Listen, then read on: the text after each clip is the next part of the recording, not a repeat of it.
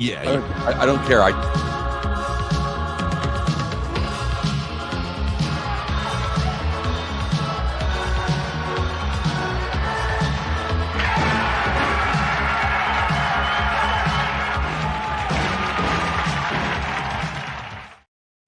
Hello, everybody, and welcome into the Two for Talking podcast. I'm your host, Corey Tusick, and I've got comedian Joe Bartnick alongside. And if you were at the Improv, he had quite a crowd there, so I hope you checked him out. But if you didn't see him at the Improv this past Thursday, he will be in Dallas on July 20th, and then August 8th and 9th at Sadman's in Boca Raton, and August 23rd at the Boston Comedy Studio. And then Josh Yohe, as always, joins from The Athletic. And Josh, you had a little bit of Sunday work for you cut out because, you know, the Penguins can't help themselves. I know. Jim Rutherford always had the habit of making trades right when I was crossing the border into Canada and I had no cell phone reception. And again, Jim's involved in this one, I guess, come to think of it. And the Penguins pulled off a trade with Vancouver back in January, the Pettersson trade that was like at midnight.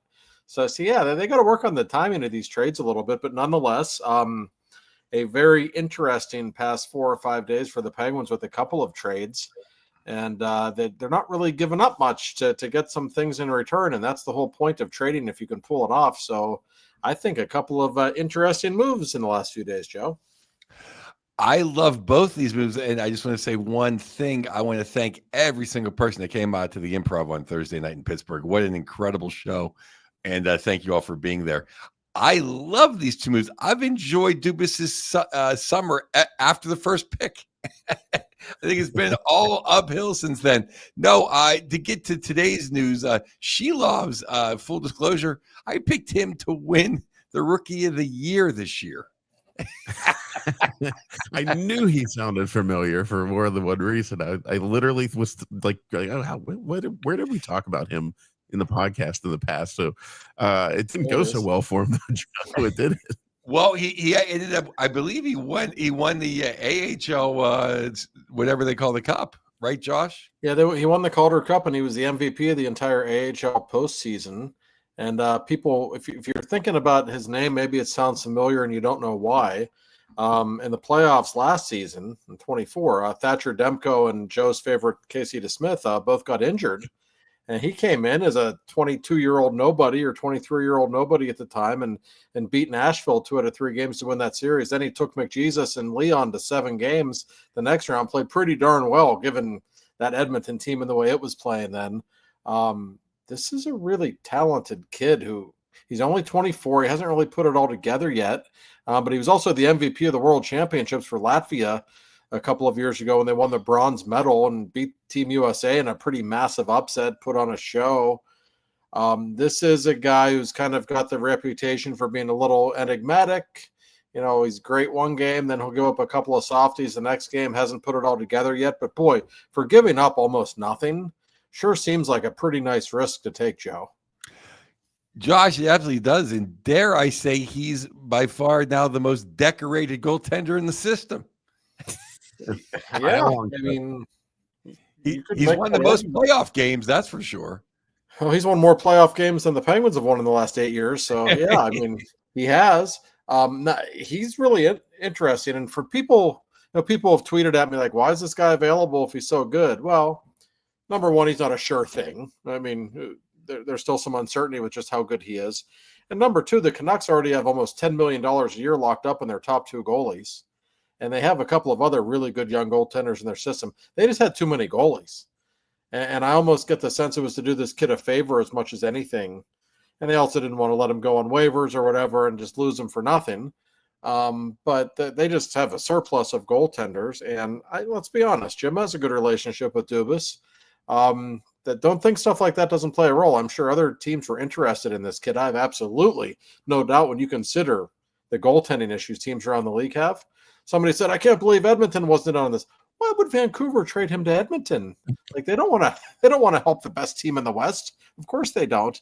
But stick tap to Kyle Dubas. I think this is very much a good move for the Penguins. And I think at worst, Joe, I think this guy makes the team out of training camp, right? I'd be shocked if he doesn't.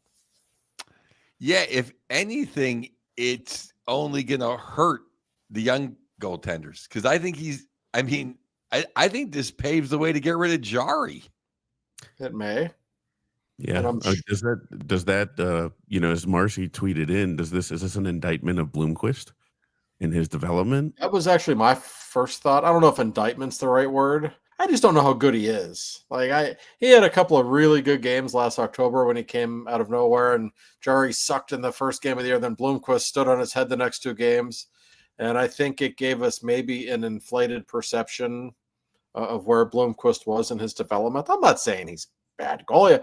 He might well go on to be a solid NHL goalie, but he didn't really look like one in his last few NHL starts. He did not. And no. Marcy, that is a great point. And maybe I jumped the gun on getting rid of Jari, but I do say this, that if you are going to get rid of Jari, he's the guy that you can put your team in front of for the regular season if you don't want to throw Miroshov or Bloomquist into the deep end of the pool, and you kind of don't care if you win or not. Right. And he's exactly the kind of guy you take a chance on, because if he puts on a show and puts it all together, okay, great. But one of my first thoughts was on Miroshov, and you don't want to rush him. Mm-hmm. You want to bring him up when he's ready. And if he's as good as people think he might be, why would you want him playing behind this blue line this year? This team's going to give up a lot of goals. This is not a good defensive team. I actually think Dubas has made their forwards better. If they don't trade anyone between now and the start of the season in the forward unit, that's a pretty good group of forwards they have. The blue line's awful. They're going to give up a lot of goals. I don't think you want that from Miroshov. I really think the plan is for Miroshov to be the guy in Wilkes-Barre this season. And if he and Bloomquist play 50-50 in Wilkes-Barre, that's fine. There's enough net to go around for both of them there. I have no problem with that at all. But, with this trade they made today, this is a trade more for the NHL team, quite honestly. This guy's an NHL goalie. And there's no lock that, Jari's the number 1 guy when the season starts, Joe. If this kid outplays him, okay. No, absolutely what you said earlier, that at the very least, he has to crap the bed to not make this team. I think so. Yeah. And I've seen the highest of highs with Jari, and I've seen the highest of highs with Silovs, because if anyone thinks, Bartnick wasn't paying attention, remember who his coach was for the last 2 years. And in the playoffs, it was Mr. Rick Tocchet. Right. I watched a lot of Silovs. I bought in that he was going to start the beginning of this year, because I figured Demko would be hurt, and I thought he was going to have a great season. I didn't know that 2 guys couldn't get along in Vancouver and couldn't play together, and they'd have to ship him down to the AHL, and we all know that soap opera. But I think this is a total upgrade in the goaltending area, and I think Jari is basically put on notice. I do too, and I think it's just a smart move to make. This is a 24-year-old goaltender with all kinds of potential. You gave up a nothing prospect and a 4th-round pick for him. And he makes less than $1 million this season. So it's just a win-win move for the Penguins all around. And this guy, I've watched him play a good bit too, just from watching a lot of Vancouver games, much like you, Joe. I like Rick Tocchet. So, I would watch the Canucks play a lot. And this is a physically gifted goaltender. He's 6'4", and he's athletic, and he makes the highlight reel save a lot. His specialty is against grade A opportunities. His numbers are really good against them. That's where he's at his best. His weakness, he'll give up a softie every game. He gives up a lot of goals on shots from the point, stuff like that. That's kind of the book on him. But that's something you can work with. A lot of that's correctable. There is just a ton of natural talent there. And clearly, as we saw in the playoffs and the big stage, he is not afraid. The bigger the game, it seems, the bigger he plays. And that's not something you can say about Tristan Jari. In fact, he's always been the opposite. That's pretty noteworthy, I think. I would dare I say he has a lot of flower in him. He comes up with some remarkable, how the hell did he do that saves? Mm-hmm. I mean, just guys, Jesus and Leon, he almost won that series. And don't think for a second, Vancouver played hard, and some guys had coming out parties, Joshua and so on. But man, he stopped Leon and Jesus were shaking their heads. Yeah, he was on fire that series. And that's how I remembered him, and then I knew there was another comment, and that's why I was like, I know Joe brought him up. It's another point, but I mean, he almost took that series. And Josh, I kind of wanted to ask you about, I mean, whenever I was going to point to your article in the Athletic, mentioning how great he's played in big games. I mean, he just won the Calder Cup. He won on the international stage as well. You pointed out. Do you think, I'm not shipping the guy out already, but like, let's just say, hypothetically speaking, he has a good season and there's somebody that needs a goaltender at the trade deadline, and we're not anywhere near making the playoffs. Is he somebody that could be a chip, or do you think he's someone that you hold on to and see how it plays out with him? Anything's possible. Some of that depends on how Miroshov looks in training camp and how he looks in the American Hockey League this season, assuming that's where he plays. If Miroshov shows up in September at camp and is by far their best goaltender, and if they find themselves convinced, like, this guy's the future, this guy's a star, well, then at that point, sure, I think anybody can be flipped if you're convinced that he's the guy. But really, I don't think that's why they got him, and I don't think that's likely to happen. I think if you're Kyle Dubas, you look at the goalies and you say, Miroshov, okay, he might be the guy. He might be a legit number one goalie in a year or two. Maybe the kind of guy you can win with. But that's not a sure thing. Like, he was still a fourth-round pick. He still hasn't played a game in the NHL, so there's still a lot of unknown there. And with Blomqvist, I think there's a limited ceiling. So this is a goalie that I think has kind of maybe a low floor and a high ceiling. Like, this is a really talented, gifted guy. To get someone like that for basically nothing when you're still unsure of your goaltending moving forward, it's just a no-brainer. It would have been negligence on Dubas's part to not make this deal, I think. Well, absolutely. It's asset management. He has got a excellent young goaltender in the Penguin system. He can move him, he can flip him, he can play him in Wilkes-Barre, he can play him in the NHL. He's literally the only guy in the system that's won a playoff game. Yeah. Do you think this means I mean, that has to mean something. Yeah, he's won the series in the playoff game. It has to mean something. And I really think that it's scary. I mean, I think you can package Jari now, because I think worrying about, oh my God, now we're going to have no one to play net. Silovs is an NHL goaltender. He's not a young guy. He's not a prospect. He's not a guy that came up for a cup of coffee and got scared. He's a real NHL goaltender. Now the Penguins have two. He is. And I wonder about Jari. I've been wondering about him all summer. People always are asking about trades and who they're going to move. Carlson, Rakell, Rust. And nobody's really mentioned Jari's name. And I certainly am of the belief that if they can trade him, they will, especially if they wouldn't have to retain any money. I truly think they would like to move on from him, and they're ready to do that. Will it happen? I don't know. The odds are probably against it, if I had to guess, just because all those teams that had so much money to spend 2 weeks ago, now a lot of them are up against the salary cap because of free agency and the money that was spent. So it might be harder to move Jari now. But I still don't think he sees the end of his contract in Pittsburgh, and we know it's a matter of time. But Josh, now you can lose Jari, and you still have before the fear was you don't want to put these young kids in front of a terrible or behind a terrible defense. Right. Now you don't have to. Now you can literally just get $5 million off your salary. No, and you're right. This is the kind of kid who I think his history tells us you can put him behind a crap team. He led Latvia to a bronze medal in the World Championships. I assure you the Latvian roster did not have more talent than the teams they were playing against, and he still thrived in that setting. Like, that's kind of encouraging that he maybe has that mindset, that personality, that he actually elevates his game in that kind of an environment, because most goalies aren't wired that way. And we don't know this guy just yet. We're only basing this on stuff we've seen from afar.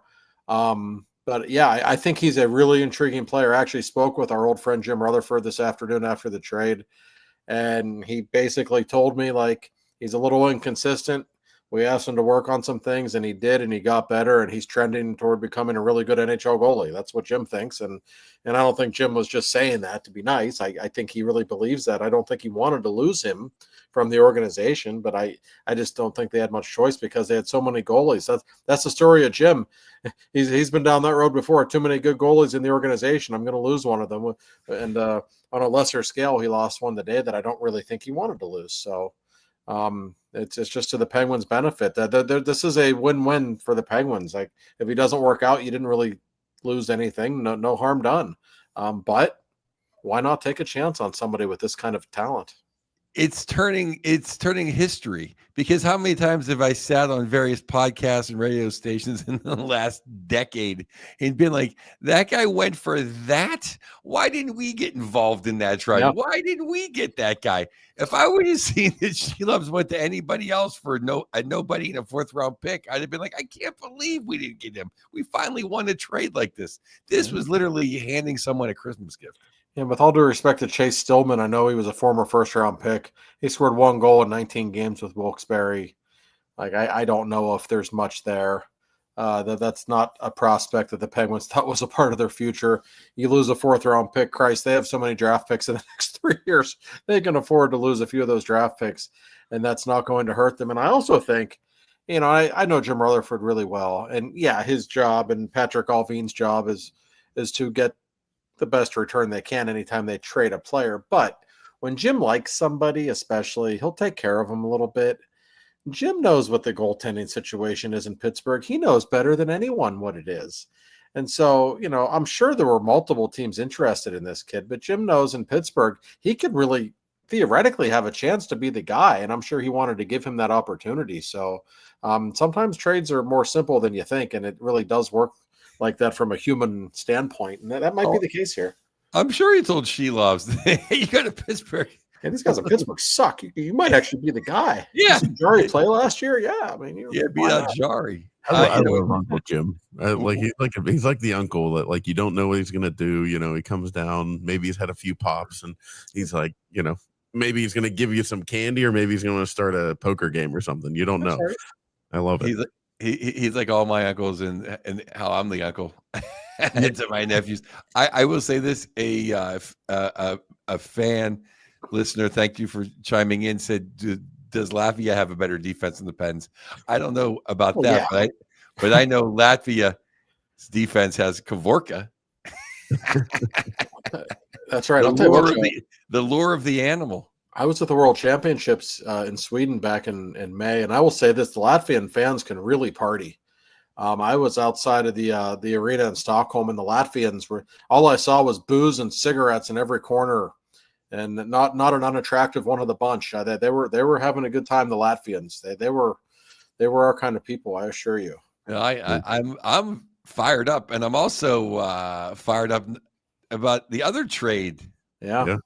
It's the other trade. I'll bring it in here, but it was Matt Dumba. And Joe, I really want to know, because I don't know your thoughts on Matt Dumba, and I feel like you'll have some feelings towards him. But Matt Dumba comes to the Penguins with a 2nd round pick for Vladislav. I always screw that name up, but Kolyachok. Close enough. Yinsed it up. It's funny because actually my friend Dom, who commented on the show last week, we never even got to it. He asked about Kolyachok and where he fits in, and I guess we got our answer there. But Joe, what do you think about Matt Dumba coming to the Penguins? Well, first of all, Corey, I want to thank Mr. Dubas for not having us ever have to pronounce or spell that other guy's name again. So thanks. Yes. Thank you, Mr. Dubas, for that. I am a big Matt Dumba fan. I never understood why Minnesota for years couldn't wait to get rid of him, and he was always on the block. I didn't understand what Billy G didn't see or didn't understand about Dumba's game. He has a lot of easy for me to say. A few years ago, I thought he had some offense. He'd go up ice. He's a pretty decent sized guy. He likes to hit. He'll drop the gloves. He's aggressive. He's got some speed. He's a totally perfect 3rd, 4th defenseman. He did something happened in Dallas, but you look at Dallas's 6 guys, they're all really good. So, being the seventh guy in Dallas is not exactly, being you're a terrible defenseman. Just means you might not have fit in right down there. But I think I especially wanted Dumba like 3 or 4 years ago. But now I'll definitely take the chance on him for a guy that was never going to fit in Pittsburgh. I think it's another great move by Mr. Dubas. What do you say, Josh? Yeah, I like it a lot. Again, you gave up nothing. Like you picked him up on waivers last year. There's just not much there. Okay, so you don't give up anything. Dumba might not be the player he was 5 years ago, but he's still a pretty solid NHL defenseman, like Joe said. And he won 4 years in a row earlier in his career, scoring double-digit goals all 4 years. Like he has some offense to his game. He plays with an edge, which the Penguins certainly need. Even if he is on the decline a little bit, he's only 30.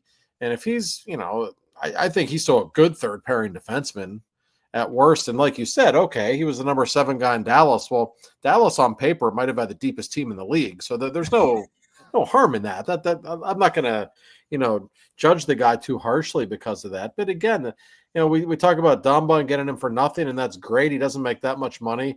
But again, I know we're looking way into the future here, but you got a second-round pick for it too. I mean, that's the thing. That's okay. It's 3 years away, but still, the way they have stockpiled first and second and third round picks. I know everybody wants to win right away. I get that, but down the road, that will pay dividends. I mean, that's a legitimately big deal, and that's probably more than any other reason why the trade was made. Dubas is really good at taking advantage of teams that are having salary cap issues. And it helps when you've got money to spend, which the Penguins do right now. We saw with Cody Glass, the Penguins got a 3rd and 6th round pick just to take Cody Glass off of Nashville's hands. And again, they just wanted to get rid of Dumba for salary reasons. So you get a 2nd round pick and a pretty solid NHL defenseman. And I like that he has some guts. Joe, we've talked about that a lot, how soft this Penguins team has been. How many guys have they brought in the last 2 weeks that are, fairly tough customers, fairly big guys? Like they will. I don't know if they'll be any better this year, but they'll be a little harder to play against, and that's a step in the right direction. Well, I know one thing that people will stand up for Sidney Crosby this season. Yes, there's no doubt about that, and we're going to have at least, depending on who actually plays, we'll have 3 or 4 guys that will clear the crease and will hit people in the corner. And we'll drop the gloves if somebody sprays Jari or who Silovs or whoever it is. There'll be some animosity on the blue line this year. Yeah. Oh, yeah. I agree. And Dumba's always been, and from what I've heard, his teammates have always liked him. I think he'll be a good guy in the locker room. And Corey, this is another guy. Okay, if the Penguins stink this year, they very well may. And if Dumba has a nice season last year of his contract, I could see someone like that getting flipped for a 2nd round pick or absolutely. So that just gives you all kinds of flexibility. There's no real downside in that move that Dubas made. I think he's having a really good offseason right now. Yeah, it reminded me of like somebody like with Dubas. Sorry to cut you off, Joe, but what Dubas does here with collecting these picks is a good businessman who is all like the guy that always takes extra inventory from someone else. Like somebody that's like, I got some inventory to get rid of. You know what? Kyle always buys it. And he moves it. He's using this stuff. So yeah, but Joe, what were you gonna say? No, I was gonna ask Josh if he felt the way I did over, now because of their time zone constraints. I didn't watch a lot of Minnesota Wild hockey, but for a good time up there, Dumba was a top pair guy. And I just really liked this game. And for some reason, he was always on the trade block. I mean, did I overrate him? Because I saw him make a couple nice goals or make a couple nice hits or drop the gloves. Oh. I just always thought he was a really good defenseman. Now, I know he's older now, but I think it's a great kid for Dubas. Oh, I do too. And also, no, I don't think you overrated him. I think he's been a solid player. I think he's declined the last couple of years for whatever reason, probably. And it seems like he'd be a Billy G kind of guy. So I don't know what the deal was there. But nonetheless, I think he's fine. And also, we're going to talk a lot this summer about Erik Karlsson, whether or not he gets traded. And there's a real chance that he will. Let's just say that he does. If he gets traded, somebody has to pick up some minutes on the right side. That's something Dumba can do. No, he's not going to play 28 minutes a night, but he can pick up 20 minutes a night. He's a guy who's played pretty heavy minutes in his career, and that's important, not just if Karlsson is gone, but also I think we can acknowledge, even if he'll still be on the team, Chris Letang can no longer play the amount of minutes that we have seen him play the last couple of years. That's not in anybody's best interest. So at least this is a right-handed defenseman who you can put in the top 4 who can eat up some minutes. They need someone to do it. I have 2 points. One, did you guys, any fans can chime in, has anyone seen the workout videos that Letang put out today, or the NHL put out on Twitter? I did not. Maybe it was Instagram. It was an incredible leg workout. And I was like, well, can he just go and check out some film? I'm happy he does these workouts, but can he? Yeah, I know. Maybe talk with the new staff about defensive zone coverages. Or? Yeah, he's like, hey, don't pinch here. Can we? I think that's more important. You want me to change the way I play? That being said, now the other question I have, and if we're jumping the timeline, Corey, let me know. You can back me off. But upon trading Karlsson, does he have a no move, and does a complete no move? And does a complete no move mean you can't waive him? Because I don't know. I forget where that ruling stands now, because Mr. Leddy did not want to be traded to San Jose, or pretended he didn't want to be, or said he didn't want to be. He did no trade. So they waived him, and then San Jose picked him up. He does so if Karlsson doesn't want to be traded, can he be waived? I guess is the point I'm saying. I don't think he can. He does have a full no trade clause. Now the question is, would he be willing to waive it? And from everyone I've talked to, he would be willing to waive it for certain teams. I don't think he would be for any team. I really think, nobody knows his list of which teams he might be willing to go play for. I certainly think the better the team, the more likely he would be to go. I know there was a lot of buzz about the Maple Leafs and him this week. I don't know if that's true or if it isn't true. The Maple Leafs and the Red Wings are the 2 teams that keep popping up in Karlsson buzz. I wouldn't be shocked for Toronto. I bet he would go. I don't want to put words in his mouth, but I bet he'd be willing to go to a good team. But I'm pretty sure, I'd have to look at his contract specifics, but I don't think he can be waived. Okay, so it would be a no move then.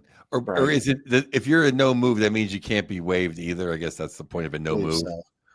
But they're in a weird spot with him, because as maddening as he was last year, like, he's still one of their best defensemen. He's still, he can still do things that none of their other defensemen can do. So if he's still on the team this year, it's not necessarily like the end of the world. You can still work with him in some ways. But I just, it's kind of like Jari, right? Like, okay, if he's here, you can still make use of him, and he's still probably better than anyone else they have. Well, you'd still probably just rather move him at this point, because it's obviously not working and he makes a ton of money. So I'm fascinated by the Karlsson situation, because he is so polarizing around the league. There are still people who say, boy, I'd like to give him a shot. He's a Hall of Famer, is Karlsson. And you understand why. But there are also so many people I've talked. I heard from a former GM the other day who said, I wouldn't want that guy anywhere on my team, and any good team would be crazy to take him. So a lot of people think that about Karlsson too. There's no middle road with him at all. Yeah, tends to be that way with Karlsson.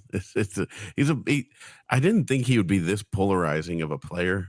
But I actually think there's more of a log jam at defense now than at goaltending. You're probably right. Like, it's getting that way. It's not.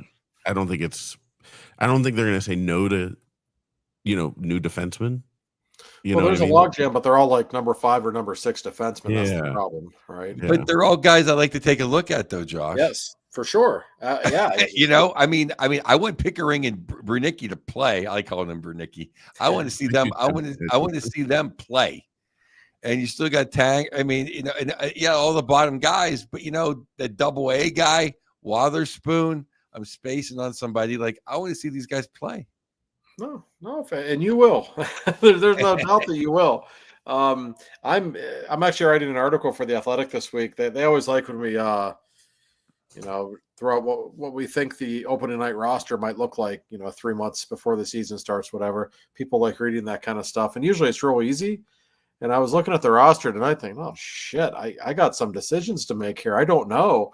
The blue line especially is so much more crowded than it was. And in the Carlson situation, we just don't know what's going to happen with him. So it's already been a very busy, 13 days now for Kyle since free agency. I don't think he's done yet. I think he has some very interesting decisions still to make. Yeah. I want to get like both your takes on this. I'm in a weird spot with the Penguins right now. I don't know what to think about them for next year. I don't think they're going to be a contender, but like, I feel like Kyle Dubas has threaded this needle of like, hey, this team might figure it out and become a playoff team, and that to a degree appeases Sid, but this team might also bottom out. Like, do you guys get that feeling? Like, I'm like, they're not as many pieces away from being a playoff team, I feel like, as they were last year. I've gone on this show and I've gone on DVE and said, I think if he doesn't trade any forwards, I think they're a much better team than they were last year at the beginning of the season. And, we can say all the names, just, Novak, Tomasino, Mantha, Dewars. I'm spaced on somebody else, but if they keep everybody and somehow find a way to get rid of the dead weight guys, the Acharis and guys of his ilk, then we're ahead of the game. And then on defense, the double A guy, Watherspoon, Dumba. Now they got Silovs. They are a better team. They probably are right now. Last year, Silovs is 1,000% better than Ned. Yeah, you could make an argument. Do I think they're a playoff team? No, I don't. Not even close. But I still think the blue line's just so bad, and the goaltending is still a huge question mark. There's no question they're better at forward right now than they were. Mantha's addition alone, if you have that guy on the third line, like, he never became maybe the star that people thought he would. He's a pretty good player, though. I mean, he's still a 6'5" guy who's really talented. And I thought Tomasino is, bringing him back is not a bad thing in a bottom six role. We haven't even seen Novak play really yet. I think he's going to play with Malkin this season. Maybe they'll be good together. And if you have Crosby, Rust, and Rakell on your top line, that's going to be a great line. So, and Brazil, they have way better. Connor Dewars, those two guys in the fourth line are way better than what we had last year. My question is regarding the Penguins. Like I said, I still don't think they're a playoff team. I think they could be better on paper. The real question is, are Rustin, Rakell, and Carlson going to be on the team come October? I mean, nobody knows. It wouldn't shock me if they're all back. It wouldn't shock me if none of them are back. I mean, that's kind of the situation the Penguins are in right now. I don't know. I do think they're going to score more goals as currently put together. I think they're going to be tougher, harder to play against. The goaltending could be better. I just think there's going to be a lot of 5-4 games. That's just, to me, the way they're built right now. And also, guys, keep this in mind. There's a completely new coaching staff. That can be a good thing or a bad thing. Nobody knows the impact this new staff is going to have on them yet. So that's just kind of a mystery around them, I think. That's an excellent point, Josh. But I will say this. The Metro can't be as bad as they were last year. No. Yeah. No. It's going to be much better. No, I mean, no matter what, the Rangers are going to be better. And the Devils will be. I think the Devils will be good. Yeah. We know Carolina will be good in the regular season. Washington might take a step back. They'll still probably be a playoff team. I mean, it's Columbus. Maybe they'll take a step back, but I think they have some real talent too. I think Columbus is on the rise. Personally. I do too. So the Islanders might stink, but and Philly might. Who knows? But I can't think the division will be that bad 2 years in a row, which is another thing working against the Penguins. It could be, guys. They might be better on paper this year. It might be a better team in some ways, and might still finish lower in the standings. Like, sometimes that just happens. Yeah, and you can't make heads nor tails of it, but that's just the way it is. But that they don't really have a top four on the blue line or close to it. That's when I look at this team, that's still the number one problem by far.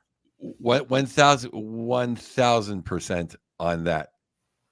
Yeah. But I just think they're going to be a funner team to watch play because I think they are going to be nastier and meaner, and I think and they're going to have a little bit more scoring. Yeah. Yeah. There's nothing, Josh, whenever you said 5-4 games, I'm like, there's no way to enjoy hockey more. I mean, we're Pittsburghers, so we've like grown up with this, but like now's your chance, Penguin fans. I mean, I'm always, yelling at the fans saying like, don't complain about the downtimes, enjoy them. There's something about it.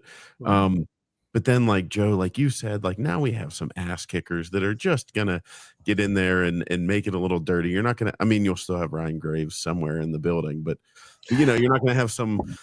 I actually forgot about him. Yeah, I literally forgot about him this whole show. It's like he might be in the building. Hopefully he's getting popcorn for Joe's sake, but I mean, you still have some soft serve ice cream that you have to see out there in front of the net. But you get some guys with the edge. And I always like Dumba. And by the way, I had one comment and I realized I was saying Dumba, apparently, like Goomba, like from Mario Brothers. So, yeah. So I don't know where that came from. I always like Dumba. I always did. Joe, kind of like your reaction. That's why I wanted to know what you thought. Like as a fellow fan, I mean, you're more than a fan, but like, I'm like, is it just because I liked him? I liked his name. I always saw him, I always happened to watch when he scored. I don't know. Because there's certainly those guys where I'm like, oh my God, we got him. And then he comes to the Penguins. I'm like, oh God. What's so funny about this is I think I said this last couple of weeks, the last 2 weeks I've said I'm fired up about this year way more than I was last year. Last year it just felt like this is really just dragging us through. This year it seems like we're mixing it up. Kyle's mixing some things up. I like a lot of the guys he brought in. I'm really excited for this season, and we're naming guys that this guy can move, and who knows who will take him. We haven't. I forgot Graves existed, and B, we can't even fathom anyone that would take him. It's like no one's going to take him. It's not we can dream about Jari being traded, or there's some guys. Maybe they're movable. Not Graves is just Well, yeah, but well, we're going to get into a little bit. I have a question for you guys on the Rust Rakell angle because I know that's what a lot of people want to know. But before we get into that, we'll also talk about the quarter century team. We had this kind of queued up a while ago, but we were like, let's save that for the summertime because it's fun to bat around. But we'll get to Rust and Rakell. My question for you guys. But before we do that, Mr. Bill Neofis, does he have any words of wisdom? And for those of you that don't know, in Pennsylvania, Bill is so far ahead of the curve that he was telling us not to be a distracted driver in April. And now it is illegal in Pennsylvania to be a distracted driver with your phone. So, stick tap to Bill Neofis. Yeah, very much so. That's something, I need to be aware of as well. I don't think I'm the only one who. I've gotten pretty good. I really only look at my phone when I get a red light, but that's still apparently frowned upon now. So, we all need to be careful about that.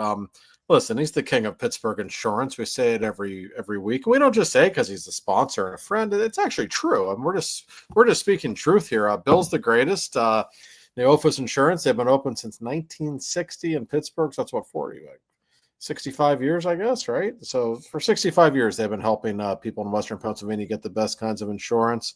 And I'm still on this pet insurance kick. I got to take one of the cats to the vet this week. I don't know how much that'll set me back. I think I'm going to get some pet insurance from Bill, and maybe it won't be as bad. I think that's actually the way to do it. So whatever the insurance needs that you have might be, and I'm talking any kind of insurance that you can think of, Bill Neofis and his staff will take care of you. They're located very conveniently in the North Hills. Give them a call. Tell them we sent you. They will be more than happy to talk Penguins and talk insurance. And Bill's number is 412-364-3388. So give them a call. Thank Bill. Thank you, Bill. And as I mentioned before we got to Mr. Neofis, the question I want to throw out to you guys, because everybody wants to know who's going to get traded, when, why, where. My question to you guys, I want to throw it to Joe first. Between Rakell and Rust, and Joe, I know Rusty's your boy, so that's a tough one. So taking your love of Rusty out, and I know you love Rakell too. Who do you guys think is more likely to get traded first, and why? I think Rakell is more likely to be traded first because I think his the asking price is lower. That's interesting that you went that angle. I think Mr. Dubas knows that he has to be knocked dead by the offer. And I think people are still going to be playing hardball. And I think it's hard to look Sid and Gino in the eye if you don't have something that's like even an offer that no one can refuse. Yeah. I think Joe's right. Either of them could be traded. I think they probably both will be traded at some point in the next year or two, if I had to guess. I think Rakell's more likely. I don't think the Penguins would need quite as much in return for Rakell as Rust, so that's part of it. But I also just think Rust is a different figure in franchise history. And I know there are some people who say, well, who cares? It's all about the future. Okay, I understand that. But you are still dealing with, I always call him a giant in Penguins history, and he is. And he's also Sid's security blanket on his right wing. Like, there's something to be said for that. This is a guy who might be on the American Olympic team this year. This is an original Penguin. Other than the big three, he's the only one left. That does mean something to people around here. And I know Kyle Dubas wasn't a part of those teams, so he probably has no real romantic feeling toward keeping all the guys together because he's trying to build something for the future, but he's still aware of that. And he knows how much Rust means to the Penguins. So I just think it takes a bigger offer for Brian Rust to go. And therefore, I do think Rakell is the more likely one to go first. Yeah, I think that answers a lot of people's questions because everybody wants to know. And I kind of get the vibe, like you guys said. I think Rakell is kind of like the canary in the coal mine. Like when that one goes, then your rusty canary should be going nuts, Joe, and letting you know to get out. But I hate seeing both of them go. Like I would love to see those two in the playoffs with Sid, and it is what it is. We are where we are as Penguin fans. I've just said that as soon as you trade them, then you're looking for somebody exactly like them, especially at their contract level. They are not overpaid, and you can say that for both of them. And I will say, too, and this is not a knock on Rakell, who I love on a personal level. Great guy, and obviously he is one heck of a good hockey player. But he's a little streakier. He had a great season last year. He wasn't very good the year before that. He's had some dips in his career. Brian Rust, you know exactly what you're getting every year from him. The only question with him might be if he can stay healthy, but you know exactly what you're getting. I don't know that Rakell scores 35 goals again next year. He probably doesn't. And as a result, I really think, his value is probably never going to be higher than it is right now. So that's something that I would consider, whereas Rust, maybe Rust is going to wear down at some point, but we haven't seen any sign of that, and he's so steady. I think his value probably stays higher a little bit longer. Well, that's an excellent point, Josh, is that it's almost easier to box Rakell when a scout or a GM is selling that to his franchise or his decision makers. Like, hey, why I thought Rakell was going to go to LA, but then Kuzmenkov played so great, they re-signed him. When you say, hey, I need a scoring winger to play with Draisaitl, or I need this guy I need to score off this wing. Well, that's Rakell. Mm-hmm. When you're saying, I need a guy that's going to at least get 20, 25 goals, play in every situation, be Mr. Clutch, and be the guy I want on the ice either to get a goal with a minute left or to protect with a 1-goal lead. Well, that's a little more nuanced, and that's Brian Rust. Brian Rust can be much more valuable at the deadline when people look around and go, hey, we're 5 points away from a President's Trophy, but no one here has ever gone past the second round. Oh, yeah. And you have a guy. There's something to be said for a guy that takes the puck to the net like Brian Rust does. You know what I mean? Like for the way that it like really hardens your team for a playoff run. Like, knowing you have a guy like that's gonna because that, and again, that's part of his downside is he gets hurt so much because of the way he plays. But you have a guy like that. Nothing against Rakell, but he's a little bit more on the edge. I thought Rakell plays hard nosed too, but there's something about everyone they signed parades. They want to put him in the Hall of Fame. Mr. Game 7, the guy from Carolina and the Kings. I love the guy. Mr. Game 7 is great, but we have Mr. Elimination. No, it's true. I mean, listen, teams. You don't think Toronto wants a guy that can score a big goal once? No. Therein lies the problem, though. If you're Dubas, what if somebody does just blow you away with an absurd offer for Rust? He's not unmovable. Okay, he's not that guy. There's only one of those guys. And that's the guy wearing the C. I know interest has been really heavy in Rust. It's been heavy in both of them. Teams are. I have had people in the organization literally tell me Kyle's phone rings every day, and it's always somebody that wants Rust or Rakell. The question is, and only Kyle really knows this, what is the offer? What would it take for him to finally pull the trigger on one of those guys? Maybe we'll find out this summer. Maybe we won't. I think it's a matter of time that one of them goes, though. I just don't see him keeping both of those guys long-term on the roster. Well, I would ask both of you gentlemen, what would it take for you to give up Brian Rust? Go first, Corey. I got to think about this. Definitely a first-round pick for me. I don't know what other picks would come along with it, but I would say absolutely a first-round pick, like pronto, like next year. You know what I mean? Not like 2 years down the line. Like, it's this year. It's June's pick, and I'd have to get at least one good NHLer and somebody's. They probably won't give you their top prospect, but top 3, something like that. Yeah, it would have to be multiple pieces, one of whom is ready to play in the NHL right now. So if you get a first-round pick and like a legitimately good young player, maybe something like that. I don't know. And that's the thing, Joe. You mentioned this contract. Like, not only is it reasonable for the Penguins to keep him because of the money he makes, but it makes him even more valuable to other teams that he doesn't make that much more money. That's where you can really get some leverage and screw them in a return. Like, hey, this guy only makes $5 million. He would get 6 or 7 a year on the open market. You're getting him for 5. So you're going to give me that asset too. See, for me, for Rusty, for my boy, when I first heard Mr. Clark from LA, I was like, okay.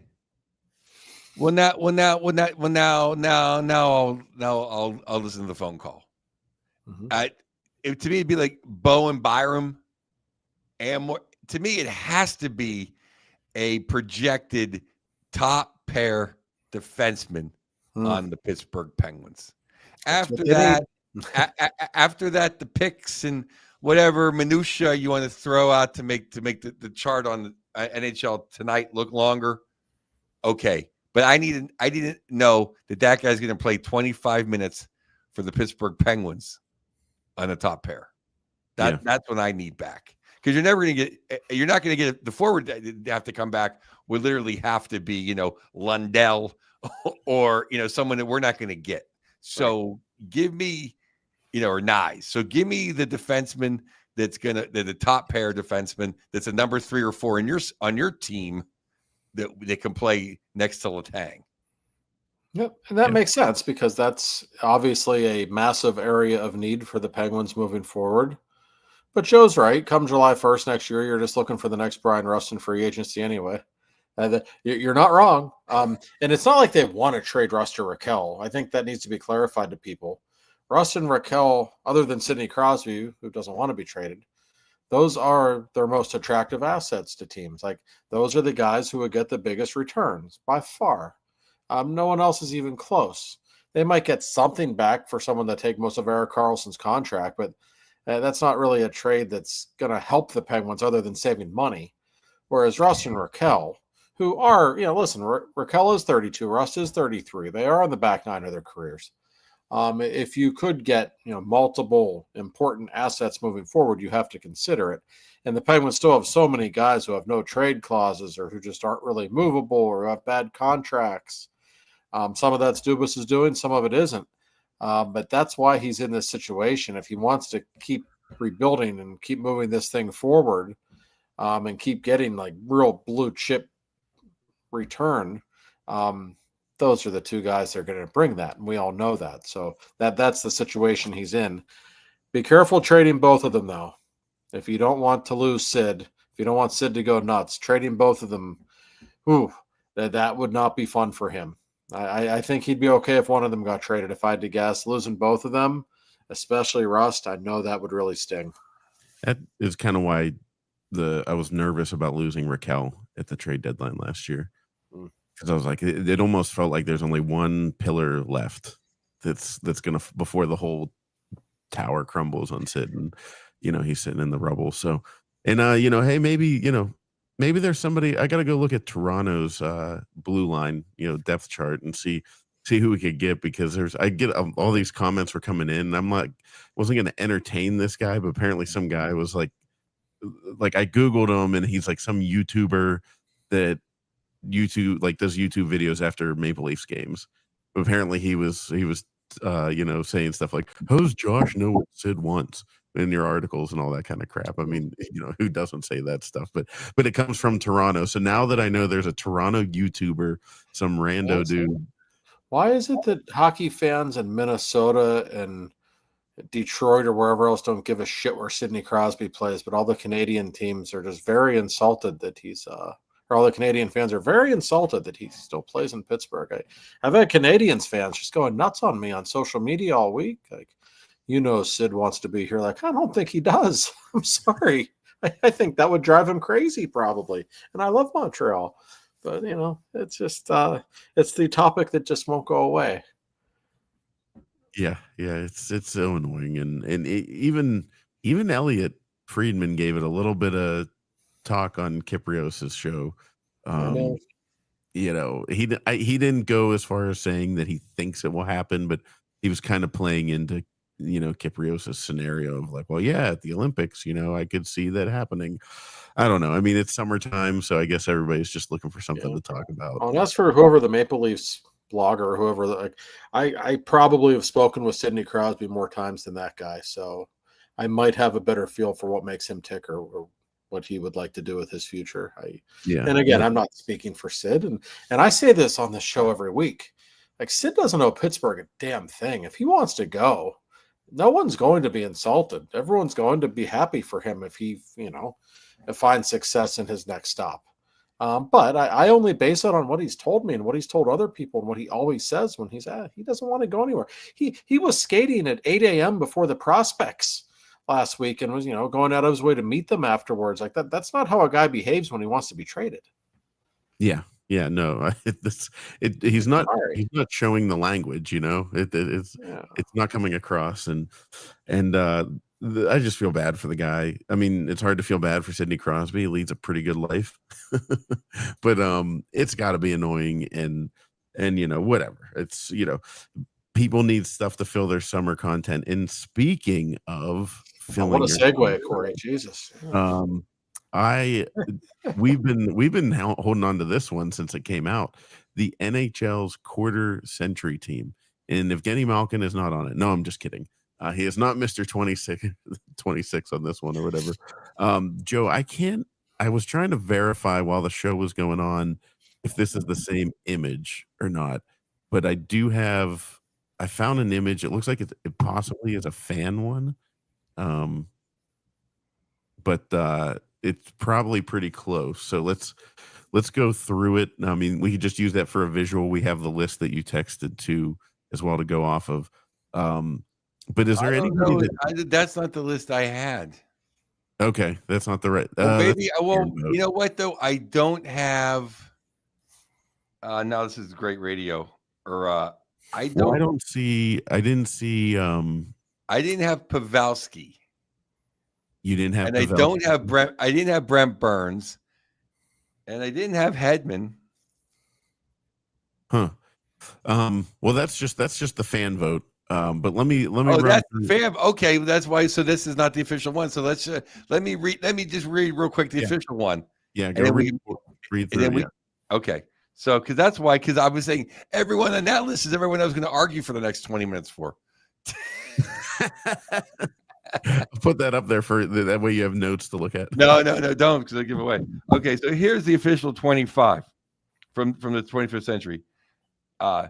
Sid, Gino, Patrick Waugh, Martin Brodeur, Roberto Luongo, Henrik Lundqvist, Marc-Andre Fleury, Carey Price, Bergeron, Datsut, Patrick Kane, Stamkos, Ovechkin, Chara, Iginla, Lidstrom, Sakic, Solani, Joe Thornton, Johnny Hockey, Nathan McKinnon, Makar, Matthews, Leon, and Jesus. The hard part about this list, and when I debate this in my mind, is it's the century. So there's a few big things happened before the lockout that have put a couple of these guys in here, which you don't even almost think about in the new modern era. There's a lot of goalies on that list that didn't win a damn thing in the NHL, if I'm not mistaken. Well, this is my number one clause right here, Mr. Yowie. So, right. So Price, Lundqvist, Price, Luongo, Bobby Lou, right? Not making the team. Jonathan Quick, Andrei Vasilevsky, and Bobrovsky. Hey, how does that happen? Now you can say Quick. Now I see. To me, I think Lundqvist has been overrated. But I would put him over Carey Price. I think doesn't belong in this list at all. I think Bobby Lou would be the next to go. Now, Quickie's got 2 cups. That's not the end all be all. Okay. But there's no way that Vasilevsky should not be on that list. He was the best goaltender for a decade. He just fell off being the number one guy you want for one game. Yeah, I don't understand how he's the first name I would think of any goalie in the last 25 years, honestly. I mean, especially because you consider Brodeur and Waugh, a lot of their greatness came before the turn of the century, right? They were still great for a few years after, especially Brodeur. But Vasilevsky, I mean, I remember I was having a conversation with Chris Letang last year. I said, Chris, you've been in the league almost 20 years. Who are the best goalies you've ever faced? And he said, well, I'd probably rank Brodeur number 1, but he goes, him or Vasilevsky. It's like those 2 are by far, it's not even close. Those are the 2 guys that he thought of. Vasilevsky is a surefire Hall of Famer. It goes without saying how great that guy is. And that's a classic example. If he were from a farm in Saskatchewan, I promise you he'd be. Oh, God. How about Bobrovsky, though? And Quick's an American, so that hurts. Quick, he's an American, right? But Quick is really underappreciated. When I think of those Kings, those Kings teams were very good defensively. I understand that. But, man, that guy and those 2 playoff runs, that was about as good as it gets. I don't think he gets the credit he deserves. And look at what he's done. Like the last couple of years with the Rangers, like I think he's done something for his legacy. When you just see still what a high level that guy is operating at, man. Just a terrific goaltender. So I've always thought, Luongo, really good NHL career, played forever. I know he has the numbers. I never viewed him as I don't know. He's not up there. He might be up there with Waugh and Brodeur and Fleury with all-time wins or whatever. I never considered him quite on their level, though. I'm sorry. No, that's longevity gets you some numbers, and you start racking them up. I mean, I was sitting here thinking about. I didn't mean to interrupt you, but Bobrovsky, I didn't want to forget. Like now that maybe that voting was before their second cup, maybe it'd be different now that he's won 2 in a row. He's also won multiple Vezinas. Like this guy's a Hall of Famer. I mean, it's not. As I say, to me, Price and Luongo are definitely out for Vasilevsky and for Bobrovsky. Now you want to put Quick. I mean, I put Quick over Lundqvist just because he has 2 cups. Yeah, I understand why people would pick Lundqvist, but look at what you have: Luongo, Canadian goalie, who played a lot of his career in a Canadian market. Price, Canadian goalie, played for one of the highest profile Canadian teams in Montreal. And then you have Lundqvist, who gets the New York rub. So that certainly, I think, plays a role when you consider the franchises those three guys played for. But those are three guys who won a ton of money and who never won a Stanley Cup. So you can't ignore that. This is going to get me a lot of heat up north, but Carey Price just never did it for me. Like, I was like, he's good. You know what I mean? Like, I never was under any impression that he was going to win a Stanley Cup. Everyone I think who was overrated, I just hear Pierre Maguire waxing poetic about them. Then I know they're overrated. Like Mr. Bergeron. How is Patrice Bergeron in this ahead of Andrei Kopitar and Jonathan Taves? Yeah, much as we like to crap on Taves. Well, not like to, but do. Well, I always say I would take Kopitar over Bergeron any day of the week. And with Taves, it's gotten to the point where, like, did Taves become maybe overrated during the Blackhawks heyday? Yeah, because I think most objective hockey people could look at those teams and say Kane was their best player, and Hossa and Keith may have been better players than Taves also. But let's not ignore how great Taves was. You talk about clutch players all time, like that was him. I mean, he was actually, I think, so overrated for so long that he's actually become underrated, and some people actually don't appreciate just how damn good he was. Hey, Taves made the top 100 of all time. He beat out Gino, which is absurd, but yes, right. But I mean, I like I've said for 5 years, if Kopitar played in Boston, they would have already built a statue of him already. Oh yeah.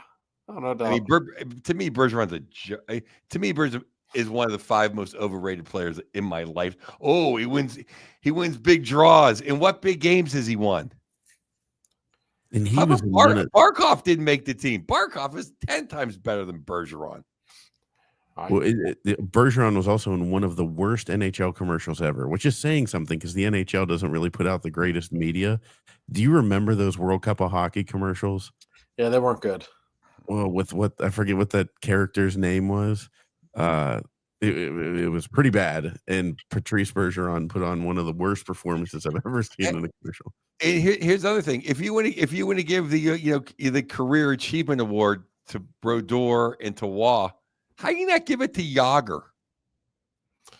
Yeah, Yager's Ranger career, you might not want to think about it, but it was incredible. He won an Art Ross in the 2001. He won the scoring title. That's right. Tied for the league in points in 06, I think, with the Rangers, right? Yeah.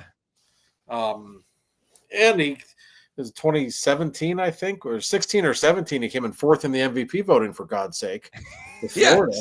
Yeah, a great year with Florida. No, I mean, come to think of it, that's a really good point. If longevity is playing a role, why isn't he included? A great chunk of his career came in this century for sure. These things are silly, I know it's great summer program. You have to, no, it is. It's perfect. So a couple more to throw out on defense. How about Drew Doughty? He's not on there. Nope. And a guy we like to shit on, Erik Karlsson. Yeah. Who are the defensemen that are on the team? Lidstrom, Chara and Lidstrom, I can understand. Yeah, those make sense. Duncan Keith isn't even on there. Duncan Keith is not on the team. How is 3-time Stanley Cup champion and a Norris Trophy, and he won the Conn Smythe? We have our fun with Chris Letang, but I might put him on the team before Brent Burns, quite honestly. Well, Brent's not on that team. Oh, he's on that? Okay, I would. I saw him on the fan vote. Not a big Brent Burns fan. I would put Burns ahead of Letang. I'm sorry.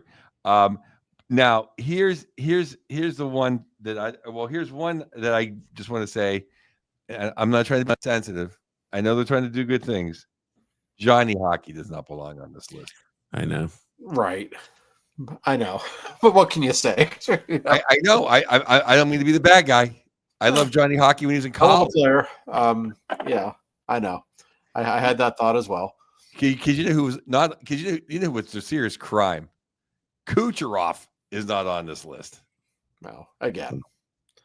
There seems to be a bit of a European bias on this Yeah, list. there's something about those guys that are from I'm not mistaken. near Moscow. Yeah. It's I'm interesting. impressed that Gino got on this team. I know. I'm surprised Ovi made it. Yeah. Could you imagine? The Canadians love him though. Like they I don't know why. I mean, they really do. I think because he plays like the Canadians like their players to play. I've always thought that he's like an honorary Canadian because he likes to hit people. Which is really funny that the Canadians like him for that reason, because they hate the Florida Panthers. It's the exact team that if that Florida Panthers team was the Montreal Canadiens, or God forbid it was the Toronto Maple Leafs, I mean, they would be canonized. They'd be building the Tower of Babel trying to get them to heaven sooner because Canadians struggle with Ovi in general because they don't like his politics much either. But they just love how he plays so much. I think there's very complex relationship there with Ovi and the country of Canada. I've always been interested in that. A listener just put one in, but Chris Pronger not on the list. I know he won his MVP in 2000, I think it was. And he was playing in the 2007 Ducks. He was really good. He was pretty awesome. Then that's fair. He actually will. I mean, he kind of willed the Oilers the cup in 2006 too. He's a no doubt Hall of Fame player. Oh yeah, they don't make him like him anymore. No, I don't like him because of what he did to Sid. But right now, the only two defensemen on the team, according to my list, which is the official list, are Lidstrom and Chara. And to me, I take those two over him. I would take those two over any defenseman in the. Well, that's what I'm saying. So it's not like he got snubbed, because I will say this: to me, Patrick was the greatest goaltender I ever saw play, and I'm not going to knock Brodeur. I'm not going to knock Marty. He has more records than anybody. But I think those are all mostly done in the 90s, and I don't think he's in the 25th century or whatever century it is. Luongo overrated, Hank overrated, Price overrated. I could easily put Quick, Bobrovsky, and Vasilevsky and put a couple more defensemen in there, and I'd be a lot happier about this list. Yeah. Well, Vasilevsky being excluded from any list is absurd to me. I mean, I've not in all my years covering the Penguins, I've not covered a better goalie in the NHL than that guy. There's not one year of Luongo's that was better than any.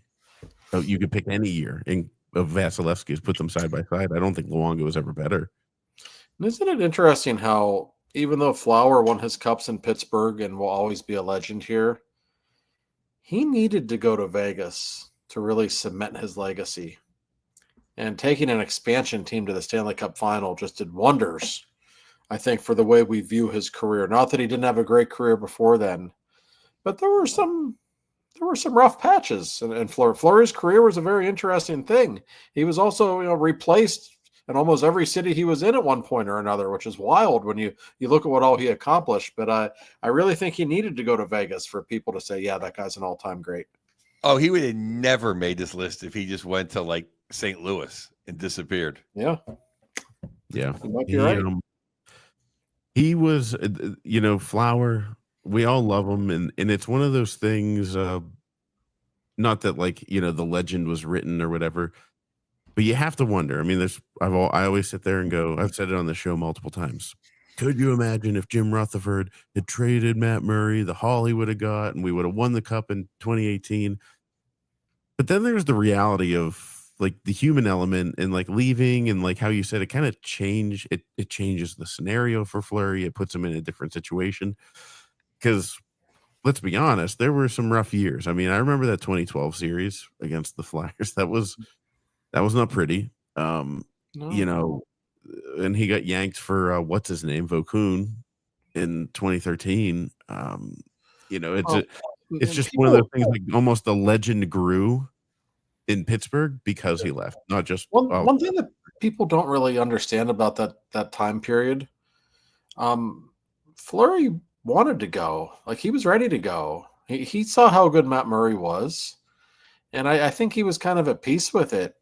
And Jim would have traded him during the 16-17 season, and Fleury said, no, I want to win another cup here. Let's do that first, then send me to Vegas. That's fine. But he was just kind of ready to move on. I think he realized that Murray, and nobody could have, foreshadowed what was going to happen with Matt Murray and his health or whatever it was that happened with him. But Fleury saw how good he was, and I think it was like, all right, you're a number one goalie. Be the guy here. I'll go be a number one guy somewhere else. That's okay. He just didn't want to share the net with anyone else, and you can't blame him for that. Yeah. It looked like somebody. I remember at the parade, like seeing all the video footage of him afterwards, and I was like, that looks like somebody who's ready to go. And and then he did give us the great moment that is, if you're ever listening to DV around 10 o'clock, it is forever memorialized. The Staggy Murray Fleury chant is at the end of the DV morning show. Hopefully Staggy stopped listening to this podcast by now, or he'd never come on there as a guest anymore. Oh, he won't talk it. He doesn't like that part. Oh no, he does not like that at all. Oh, I thought they kept that on there because he like to laugh at it. Staggy's a friend of the show. It's fine. I know. I'm just kind of busting Corey's balls a little bit, but it's not Staggy. Staggy doesn't like reliving that moment too many times. Hey, Steno, the great Paul Staggerwald. I've heard him on the radio, and he's got like some comedic chops to him that most people in the media do not have. Oh no, Staggy's the best. It's just he's it's just funny with that moment. No, I forgot what I was gonna say now. Something about now this might be controversial, but in the grand scheme of things, Flower kind of a compiler. Other than the fact he went to 5 finals and won 3 of them. He just had the strangest career. I mean, you could say he's a compiler.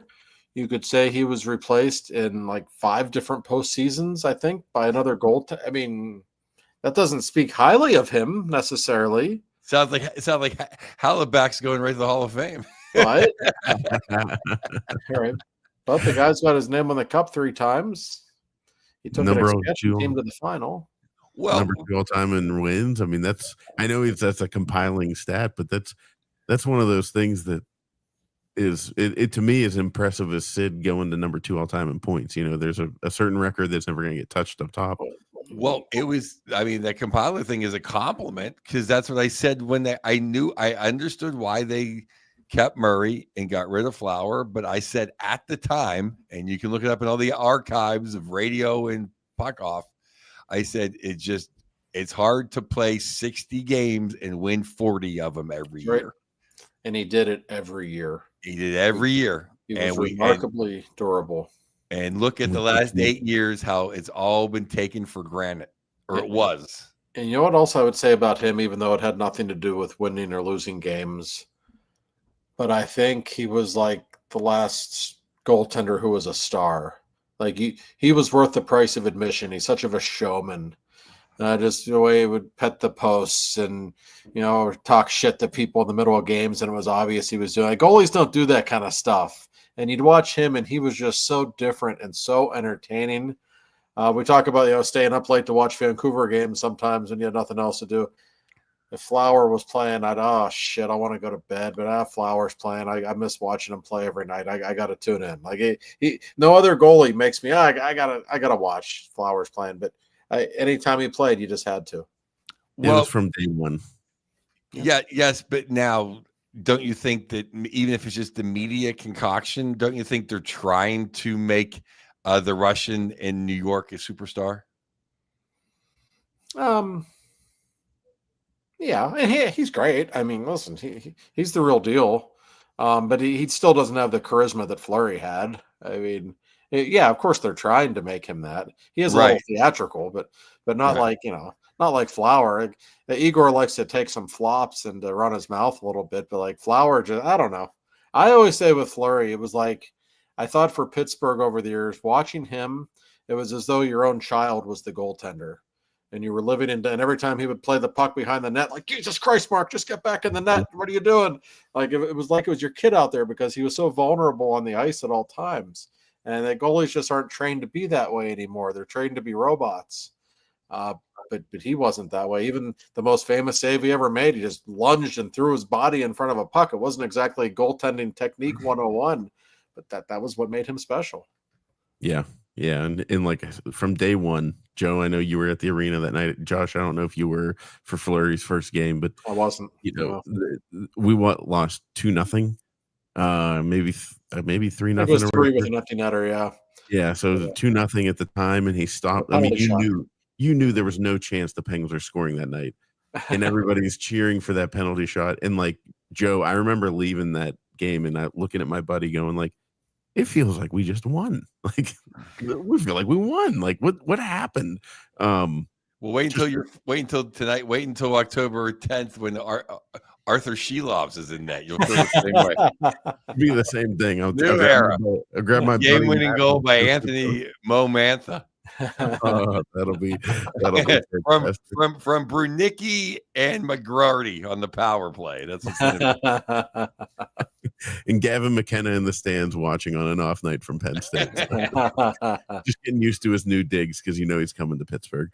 Well, yeah, that'll do it for us this week on Two for Talking, ladies and gentlemen. We appreciate all of you as always, and great show, guys. Real quick programming note. We haven't even discussed this, but I do believe whenever we do our next show, probably on the 20th or 21st, I believe Mr. Kabali will be joining us to preview Steelers training camp. So, oh, fantastic! That's great. I was actually going to ask you as soon as we stopped recording. I was going to ask. He said he'll come on whenever, so I'm just announcing it now. I think training camp starts on the 24th, so that'll be the last show before the Steelers go to Latrobe. So we'll probably have Mark on for a little bit of Steelers talk.